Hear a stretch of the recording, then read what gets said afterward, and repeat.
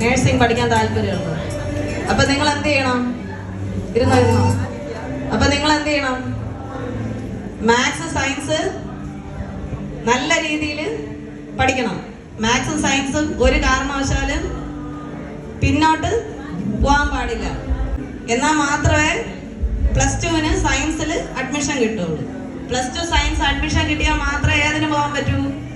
നേഴ്സിങ്ങിന് പോകാൻ പറ്റുള്ളൂ. അതുപോലെ എഞ്ചിനീയേഴ്സ് ആവണമെന്ന് ആഗ്രഹമുള്ളവരാണ്. എഞ്ചിനീയർ പല വിങ് ഉണ്ട്. അതിൽ എഞ്ചിനീയർ ആവണമെന്നുള്ളവരാരൊക്കെയാണ്? എഞ്ചിനീയേഴ്സ്, മെക്കാനിക് ഉണ്ട്, സിവിൽ ഉണ്ട്, ഇലക്ട്രോണിക്സ് ഉണ്ട്, കമ്പ്യൂട്ടർ ഉണ്ട്, AI എന്ന ഇപ്പോഴത്തെ അത് ആ വിങ്ങിൽ വരുന്നതാണ്. അങ്ങനെ പല വിങ്സ് ഉണ്ട്. ഇലക്ട്രിക്കൽ എഞ്ചിനീയർ ഉണ്ട്. എഞ്ചിനീയറിംഗ് ഞാൻ ഈ പറഞ്ഞ വിങ് പഠിക്കാൻ താല്പര്യമുള്ളവരാരൊക്കെ ഉണ്ട്? ആരുമില്ല. അപ്പൊ ബെസ്റ്റ് പിള്ളേരാണല്ലോ. ആർക്ക് താല്പര്യമില്ല? ആർക്ക്? ജോണിക്ക എന്തോന്നാണ് എടുത്തേക്കണ? ഏതോന്ന് എടുത്തേക്കണ? അത് തന്നെ. അപ്പൊ ഒരാളുണ്ട് ഇവിടെ.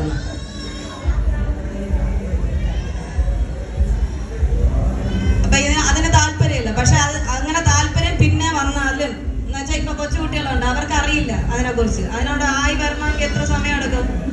അറ്റ്ലീസ്റ്റ് 5th സ്റ്റാൻഡേർഡെങ്കിലൊക്കെ കഴിഞ്ഞു വരും. 6th 7th ഒക്കെ ആകുമ്പോഴേ അതിനെ കുറിച്ചൊക്കെ ചിന്തിക്കുകയുള്ളൂ. ആ സമയത്ത് ഉള്ള കുട്ടികൾ +2 എന്തെടുക്കണം? സയൻസ് ആണ് അതിലും മെയിൻ.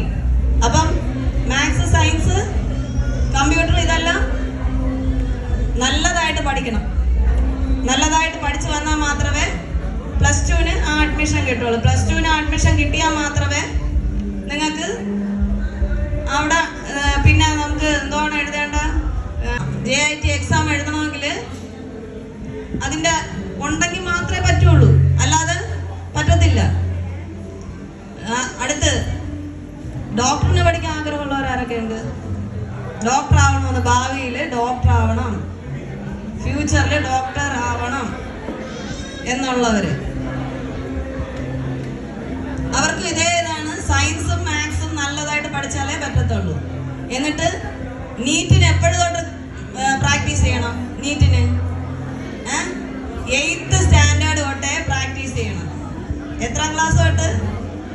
8th സ്റ്റാൻഡേർഡ് തൊട്ട്. അല്ലാതെ +2 ആയതിനു ശേഷം ചെയ്തിട്ട് കാര്യമില്ല. +2 ആയതിനു ശേഷം ചെയ്തിട്ട് പലർക്കും കിട്ടാറില്ല.